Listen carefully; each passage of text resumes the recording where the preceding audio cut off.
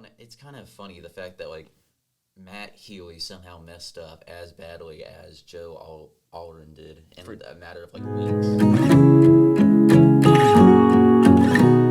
Hi, and welcome to episode 5 of Jacob's Jukebox. My name is Jacob. I'm here with Preston Carpenter. He's a junior. And we're going to be talking about the new Taylor Swift album that, as of filming this, was dropped a few hours ago. I did really like the anthology stuff. I thought that was pretty cool, how she just added like 15 more songs like right after. Well, like ever since she announced the album, there was a bunch of 2s everywhere. Like everywhere I see like number 2 that she posts. I've seen that as well, like especially in that little event she held. Like the little demonstration of it. Yeah, there were 2s everywhere. So I was kind of suspicious about what that meant. But then I noticed like when the album dropped, there was a little countdown to 2 a.m. I didn't personally stay up that late. I went to bed because I was tired. Yeah, no, I just listened to it like the first 15, and I just realized like there's 15 more today, and I'm like, oh, okay. Yeah. But then like I woke up and there was like the album like doubled. Right. Yeah, I know there were like little bonus tracks you can get on like vinyl and stuff. I bought one of them, it was like $50. Already? Yeah. Well, I pre-ordered it like about a month ago. It was like $50 for that thing. It was, anyway. But there were like all these little extra songs. So I was wondering if she's gonna, but they weren't released on the original version. So I was like, either be added different, like some other time. But they were added on with like 11 other tracks. Right. On another version of like the double, like 2 albums basically. Right. It's kind of a cool experience to like get to like listen to the first album and then just be surprised with like essentially like a whole new album. Basically. But like still having the same vibe as like the first one. No, I think like I didn't even know what genre to put on it. It's like pop, but like depressive pop almost, like like an indie pop kind of sound. Right. I like it though. It's like probably one of my favorite albums by her so far. It's like if Folklore and Midnights had a child. Right. That's what this album reminds me of. Like lyrically, it's like all the songs. I was looking at the lyrics while I was listening to it. It's like a poem. Like every song is like a different poem. You know, I noticed that, and I thought that was pretty cool how she did that. Like she's really going in on like the poetry and like the like enology stuff like that. Now she called it the Torture Poets Department for a reason. I thought it was the name of Joe Alwyn's group chat, the Tortured Poets Department, or something similar to that. Was it? Yeah. I did not hear about that. That's crazy. And that's why like she called it that. Like essentially, it's like her like latest breakup song to Joe Alwyn and then Matty Healy. No, the Matty Healy stuff is crazy. I know. They didn't even date for that long, did they? It was like a few weeks. And she had that much stuff to say about him. Nah, it was crazy. Well, cause I think she talked about in the album, like there was a lot of like hate. Like Matty Healy is not a respected person, right? At all. Well, I mean, he was just a rebound. He was definitely a rebound. Healy, or Joe Alwyn. Yeah, I noticed like people were like, Taylor, quit dating him. Why are you dating him? And apparently, yeah, she. I'm honestly really excited though for her like next album, like which hopefully it's a positive one, because like she's gonna be talking about Travis. Yeah, I don't know. I have a feeling about like Travis is gonna be like, I don't know. I don't want to say the one. That sounds weird, but if it is like if they do break up, it's probably gonna be one of her best like albums of all time, because like she's just gonna have a bunch of stuff. Yeah, it was. I don't know. I feel like every time like Taylor like gets low, something good happens. Right. Like with like Reputation, like she got, and then. I know it's kind of just like back up. She always gets back up, which I kind of like about her.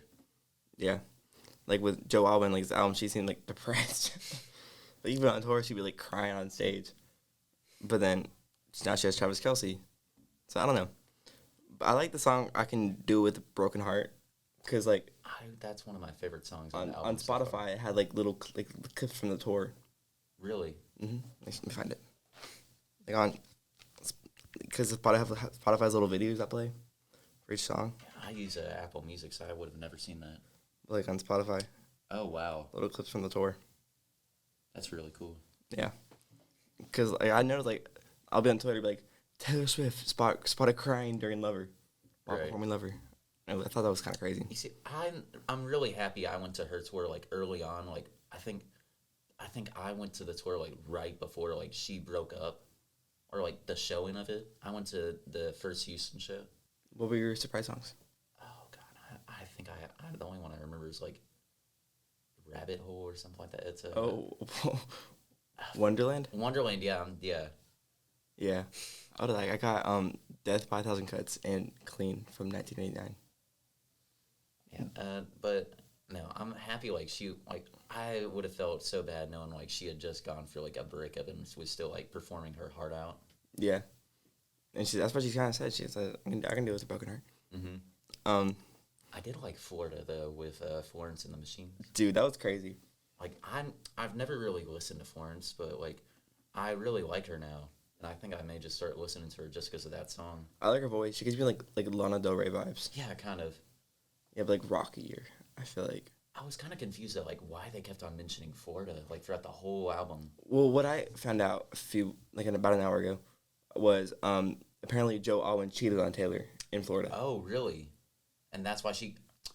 That makes a lot of sense. Like, let me find the lyrics to this Florida because it makes sense. Because like it talks like throughout the whole album, I kind of felt like Taylor was talking about a girl specifically, like, but it wasn't her, and like Joe like talking to the girl and like trying to like do us stuff while still trying to be like in a relationship with Taylor. Yeah, it says, "Little did you know your home's really only a town you're just a guest in. So you work your life away just to pay for a timeshare down in Destin." Oh. Yeah, so also what happened back in Texas as well? She talks about Texas. You see, A couple times.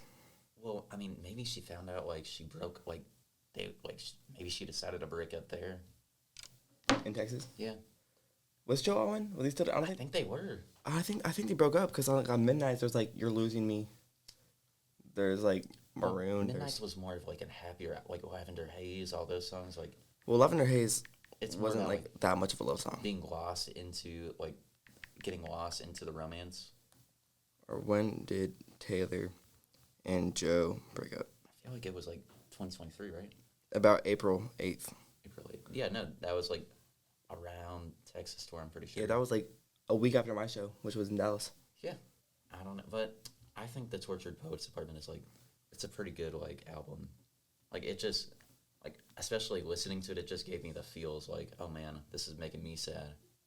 No, that's I think my favorite has to be "The Smallest Man Who Ever Lived," or because it was so sad. Mm-hmm. Like the way she was singing it. Goodbye London as well was a good one. Oh, that one, "So Long London." Mm-hmm. Oh, so yeah. Yeah, that one, I like. It was definitely one of my favorite like sad songs from her. Right. I don't know. It was very, very depressing. I love sad songs. But like, what's especially like good about this album is like she's moved past it. Like even as the album was releasing, she was, I'm pretty sure, in like Coachella, like partying and having a good time.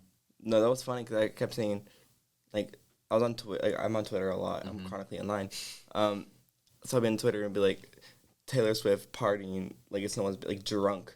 Like and at Coachella. Meanwhile, the fans are like just depressed, like hearing the album. yeah, our fans are going crazy. But like, she's got the saddest album ever.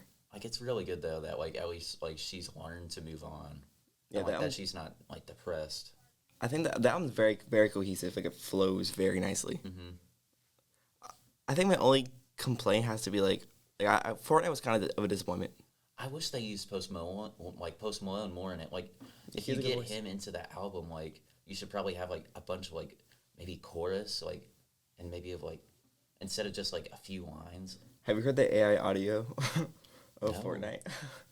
Before the album dropped, there was a little audio that was going around on TikTok of Fortnite. It was funny. It sounded just like Taylor and Post Malone too, but it's just AI. Like I really do like. I think like I like her collaborations the most. I'm pretty sure. Because Like- usually, I don't know. I feel like a lot of times collaborations aren't necessary. Right. Like I don't think Post was not necessary in the song. I felt like Florida was though. That Florida, was like yeah. necessary too. Their voices fit together. Mm-hmm. But I don't know. Post and Taylor, I was expecting more from that song. Right. I did really like the Tortured Poets like department itself, like Oh, the the song? song. Yeah. Yeah, like I said, it was very indie pop. Mm-hmm. But like I just don't know. Like the first two songs, I don't think they should have been that high up on the album. They should have been like a bit lower. I feel like. Like Florida would have been a good like track one. Fresh as a Slammer could have been a good track one. Down Bad. I liked that one as well. Down Bad. Like, Down Bad was good. I think So Long London though was probably my favorite. Like, it just like, I don't know, it made me feel. Yeah, that one I like. I thought it was weird when she sang her own name. And I think it was Clarabeau. Right. She like, I don't know. It's weird hearing her sing her own name. Like, I don't know. I feel like her. I just can't describe it. Like, it's incredible. Like how she's able to just make people like feel that way, and yet like her herself's not even feeling it. No, it's crazy. Like her stuff seems low for someone as big as her. Right. Like thousands. She sells out stadiums. She breaks records everywhere she goes. Everything she does is some record broken, but like her self-esteem is. Right, but like at least like she's always like that's the thing I like most about Taylor Swift. Like no matter how bad like she's been, like she's always able to get back up, and like she's always like feeling positive most times. Yeah. Do you think she'll add a set to the Eras tour? Maybe I feel like that's definitely in character for her to like do that. Yeah. But also the set was like 45 songs Right. already. She I might feel not. like maybe a secret song or something like that. Like she plays one of them. Yeah, I was thinking either she'll add like maybe like a surprise song like she has been like she probably would do. But also I was thinking if she ends the tour with Karma, she could also end it with something else. Right. Maybe add like one song at the very end of the tour. Or maybe even From like the album. I know like she would never do it, but like maybe have like Florence and the Machines open up for her and then like sing it at the beginning. Oh, it's not a bad idea. Have maybe have they they're like an opener. Right. That's I like maybe Post Malone. I feel like they wouldn't like Post Malone. Like he's just a bit too big for like going at like to an Eras con like just opening a show. I feel like. No, I love actually I really like the openers for when I went to her show. Wait, what was yours? Biba Doobie and Gracie Abrams. That was mine as well. I love both of them, especially Gracie Abrams. When they I was very happy when they opened up. Like she plays bass, love that song. Um, most I basically love like all of Gracie Abrams' discography. Like, Where Did We Go Now? I love all those songs. But then, I don't know. I have so many videos of me like awkwardly screaming, I mean, like singing. I did that exact same thing. Like, I don't know. It's just you can't hear yourself until you like watch back the videos, and then you're like, oh my god, I sound like That's really me. like yeah, that's me. Yeah, like during Delicate, there's like a little chant during it, Mm-hmm. and I felt myself doing that, and it was bad. Like I don't know. I'm kind of glad like I've started listening to Taylor Swift more. Like I used to like not listen to her at all. Like honestly, kind of like didn't even like her because I'm like, oh man, she only writes like breakup songs and like talks about the guys like she broke up with. But like now like that I'm starting to like her and like actually like listen to her music like a lot. Like I realize like she's so much more, and then like even her breakup songs are like Yeah. some of her best ones. Oh, I know. She's definitely a lot more than just breakup songs. Right. Like this album alone, a lot of it's breakup songs, but she went through a breakup. But there's like I Can Do It With a Broken Heart. Mm-hmm. There's Clarabeau. You see, I kind of liked I Can Do It With a Broken Heart because like especially where she's saying like I feel so depressed. It's like my birthday every day. Like, Yeah, the production was definitely it was crazy. It was a crazy production right. on that song. I Can Do It.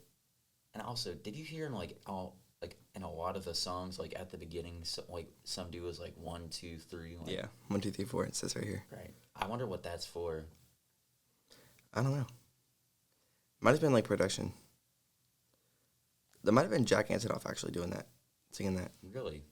Maybe. Let me see what it says on Genius. Oh, it was Jack Antonoff. Wow. The voice of this ad-lib is one of Taylor's main producers, Jack Antonoff. Yeah.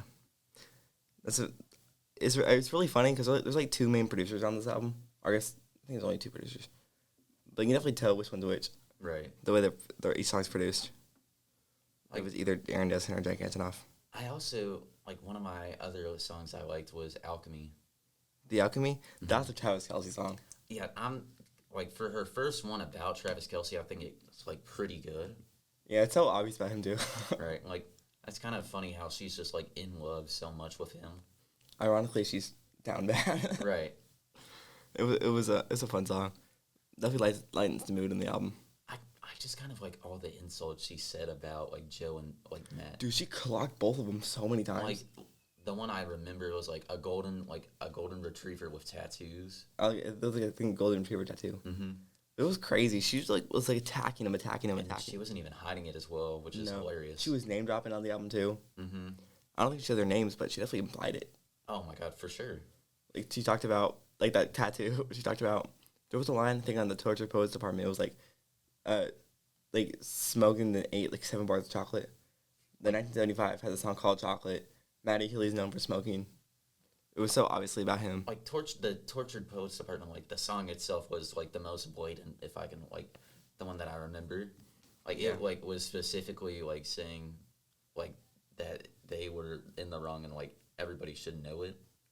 Yeah, no, she was very blunt. Not blunt. Not blunt. She tries and hides it a little bit. But she was like very openly like very open. I'm not happy with you. You deserve this. Also, I was on once again I was on Twitter, and I was reading this tweet of like Matty Healy with typewriters, and the Torture Pose department says the first line is, "You left your typewriter in my apartment." It's very obviously about him. I'm kind of excited to see like if they react to it at all. I feel like they definitely will, right? They had to listen to her. Somehow to tell them about it. Right. Or they're like doing the exact opposite and just like ignoring it at all costs. Yeah. Oh, also Taylor was thinking about like someone in a suit. Matty Healy always wears suits at his shows. It's so funny. I remember when Taylor showed up to one of his concerts. She sang like I think The City, a cover of The City. Right. And then now all this. Like I don't know. It's kind of funny the fact that like Matt Healy somehow messed up as badly as Joe Alwyn did in a matter of like weeks. Yeah, a few weeks. Like I don't know how you mess up that bad. Like when someone had 6 years to do that. No, bro, like dropped the ball badly. I wonder what he did. That's the thing. I don't know what like he did. Like Joe, like she obviously says like he cheated. No, why would someone cheat on someone like that? Right. 6 years, you're like a 30-year-old man. Why would you cheat on not just anyone, but like someone like Taylor Swift, right. who's so big, who obviously wrote a song about it, make you look bad? It's just confusing. Like it's just stupid. You had it so good, and then you just mess it up so bad. For real. Because I know, like on Midnight, she was talking about how, I'm so big, but you don't like that kind. You don't like the spotlight, but I do. Right. But then this is like you cheated on me. I don't know. It's confusing. It's messy. Mm-hmm. Like, and I definitely feel like Joe honestly isn't as bad as Matt in this situation, just because of like he like, maybe not. I'm not sure. Like, it's either like the fact that Matt Healy was so bad in a few weeks, or Joe Alwyn like was bad like after 6 years. I don't know. They're both bad. Right. But I think Joe probably broke her more. Right. Because it was such a long relationship. Especially for him to end it like that. It's crazy though, the fact that like she got over it like pretty quickly, I want to say. Well, I'm sure the tour helped. Right. I'm sure Matty Healy ironically helped that. Right. Plus Travis Kelce. And I guess it was like over the course of like the entire tour. Right. And like it wasn't like usually I feel like you'd have to like take a break, but she just kept on going like headstrong throughout the whole thing. I know, she took like very few breaks on the tour. Right. It would be like, is she still on tour right now? Show. I think she's on a break right now. Mm. But I think she goes back on tour like later this month, maybe, or next month. She's been doing it for like 2 years, right? Or it started last 2022, right? 2023. Oh, it was 2023? Yeah, I think it was. Sometime I think beginning of 2023. That's incredible though. Like, over a year. I wonder how much money she's made off of that. A lot of money. I know she's donated a lot of the money to like funds and stuff. I mean, that's pretty good. Like I know, like when she went to Houston, she like donated a lot of money to like the Houston Food Bank, right, and stuff. Yeah, I don't know. People always like, oh, she's a bad person, but I don't think she is. Because people always talk like I like watch interviews.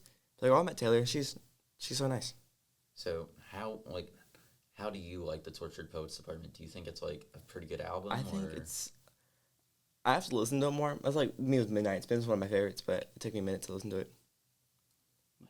I think lyrically is probably her best. I can confidently say it's probably her best lyrically. I want to say that too. Like she, I think, put a lot more effort into this album, especially because of the subject. Yeah, definitely. Like I don't think she's ever really had like an album musically like this. Right. There's like Folklore is very indie. There's like 1989 Midnight's very poppy. I feel like she's like sort of like edging in and out of that, like starting in indie, then going back into pop, but then going into indie again. Yeah, I like that she doesn't like select a genre. She does what she wants. Like there's country. There's like songs that sound kind of rocky, pop, very pop. Mm-hmm. There's like folklore, evermore kind of sound, just Midnights. She kind of does what she wants. Right. Which I like. I know there's a lot of artists who doing that too. Like I think I just like the album a lot. It's probably one of my favorite ones, like I said before. It's very long though, which I think has its flaws because if it's so long, there'd be skips on it. Right.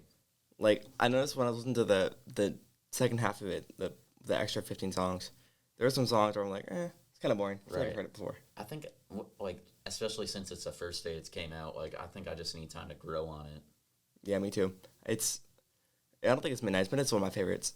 Mm-hmm. Like I really like that album a lot. Like You're on Your Own Kid. That song kills me every time I hear it. I would say like if I were to rate it, I'd probably say like a solid 8. Yeah, me too. Like Midnight and Folklore are probably my 10 out, like maybe 9, 10 out of 10. I really love those albums. I listen to them quite often. But that's definitely probably like upper half. If I was rank her albums. Yeah. Her debut is probably my least favorite. I'm just happy I was really anticipating the album, and I was like a few minutes before it was like about to come out, I was like, oh man, I really hope I didn't like think too much about it, and like I thought it was going to be something amazing, and it ended up not. But I'm like really glad that it lived up to my expectations like pretty well. No, me too. Something that drives me crazy about her is that she did it with Midnight too. She released no singles, no idea of what the sound was going to be like. She just like put pictures. You had to guess what it will sound like. Right, and that like gives into the anticipation and just makes people like so excited for the release. I'm surprised like she sells out so quickly because she releases nothing, and then like the vinyls would sell even if they're like $50. Oh no, like I don't think those things are going to be available for like 2 or 3 months. Like it's crazy how fast they sell out. Right. People compare her to Michael Jackson, but like she Probably, with like, nothing, she just releases stuff and people buy it. Right. It's just like it's insane. Like I wonder how many pre-downloads she like had of this album. Like probably like one of the most, right? Spotify said it was the most pre-saved download. Yeah. In history. I mean, I'm not surprised. Like the amount of like anticipation like going into this album was just insane compared to like some of the others. I know. I wonder how it's gonna do on like the charts and stuff. I feel like it's gonna like do pretty good for like maybe the first like 2 or 3 months, but then it may like go down a little bit. But I feel like I think the Air Store will probably boost it. Right. Keep it up there. I know they did with like Midnights and stuff. They were like Cruel Summer. The Air Store. And I feel like they're gonna like definitely find a song they like to like try and replay on the radio. I know she did that like with Cruel Summer. She did it with like I think a song of 1989. Right. Like whatever the fans thought was really good, she boosted that one. Mm-hmm. I feel like they may do that with like maybe Florida. Like yeah, I think Florida they can do that. That's gonna be like maybe one of like. What do you think the most popular track on the album is gonna be? Yeah. Every person I talked to, they said, "Oh, Florida's my favorite. Florida's my favorite. Florida's my favorite." Florida, or maybe even like the Tortured Poets Department. I feel like that like the. I want Down Bad to be a single. I feel like that'd be a good one as well. Down Bad, I can see having a video and stuff. I feel like I want Fortnite to grow on me a lot. Me too, but like compared to like the other track ones, like Ready for It. There's like, I don't know, Fearless. There's so many other ones. I feel like they maybe should have switched. Like maybe put the Tortured Poets Department first, like just to give like a feel into the album. Nah, the Tortured Poets Department would be a good track one. Like instead of just making it a collaboration. Yeah, but also made that the first single. Right. I don't think it was a very good first single. I don't hate the song. I like the chorus quite a bit. Me too. But it's very slow for a song. Right. That's the one thing I didn't like about the album. I wish there was like something more like rockish, like 1989, like themed or Reputation. I really, really badly want a rock album from Taylor Swift. I feel like a lot of people would enjoy that. I really want a rock album. I think she would do really well with that. For, like a little bit of Reputation, but like a bit more. Like angry, but like Right. You'd have to like. I don't think she's gonna do that for a while unless it's like positive rock. even it's like a indie rock kind of vibe. Like she can do that. I think she can. Right. Like Phoebe Bridgers kind of sound. I want that from her. But I've yet to hear it. Well, there's a little like Florida has like a pretty. That's like the closest to it, I think. Florida definitely has that kind of vibe to it. I want more. Like have you heard like Speak Now like Better Than Revenge? Mm-hmm. I want that kind of vibe. Right. That's what I want. How would you? What are your top tracks on the album? So my top one is Florida. I like the Tortured Poets Department. I like He Only Breaks His Favorite, or is it He Only Breaks His? My boy only My breaks boy. his favorite taste. Yeah, that one is pretty good. So Long London, Alchemy I liked, and I Can Do This with My Heart Broken. Oh, have you heard the line? I think it's from But Daddy I Love Him, whatever it's called. She talks about like having a baby. See, I thought that one was gonna be good, but I wasn't the biggest fan of it. That one really? Yeah, not really. It's too long. Yeah, I thought it was really funny when she talked about from the line. It was like, I'm having this baby. Actually, I'm not. Like I feel like it just kind of feels like it kind of describes like her expectations of the relationship compared to like what it actually ended up being. Because like she probably expected to marry him like after 6 she years. talked about that a lot on the record. Having a family, like getting married. She But talks then about like putting their like a ring on her finger. right, but then like I mean, as you would expect after 6 years. Yeah, but nah. Oh yeah, screaming, but Daddy, I love him. I'm having his baby. No, I'm not. Yeah, I feel bad for her, but at the same time, I'm happy like that. This is like I feel like this is kind of a way of her to get past these feelings forever. Yeah, I really think her next album's gonna be happier. Right, maybe like Lover almost. I hope it's like Lover, but Not as not heavy. my favorite. All right, that's gonna be all for this episode. Thank you for joining, Preston. Oh, no problem. I'll see you on next time. Bye.